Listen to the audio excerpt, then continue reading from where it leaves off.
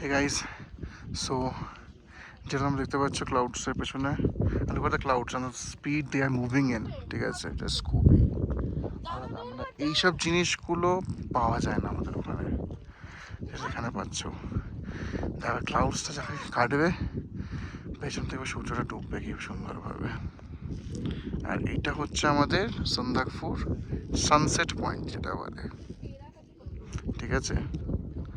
আশা করি ক্লাউডসটা কাটবে। আমিও আশা নিয়ে বসে আছি, তোমরাও একটু আশা নিয়ে বসো। আশা করছি সব কিছু ভালো হবে। This is the sunset point.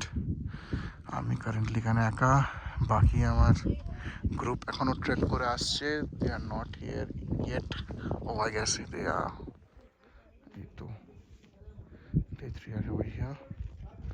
চলো, let's enjoy the sunset together.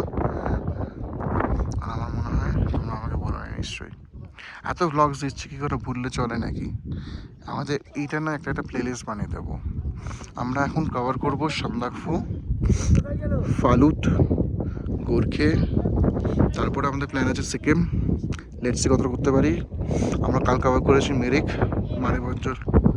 আজকে সকাল থেকে কভার করলাম তংলু, কালাপহরি, সরি নামটা একটু ভুল হয়ে গেল। তারপরে সন্দাকফু, এখন যাচ্ছি আল। আর এটা হচ্ছে আমাদের সানসেট, যেটা হচ্ছে আশা করি খুব তাড়াতাড়ি ক্লাউডটা কেটে যাবে আর আমরা একটা ভালো অসাধারণ ভিউ পাবো, যেটা অলরেডি আমরা পাচ্ছি এখানে।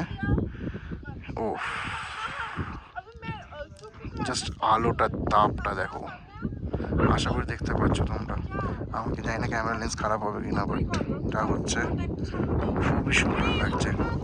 অ্যান্ড যদি তোমাকে আমাদেরকে দেখাই, this is from another mother obviously, but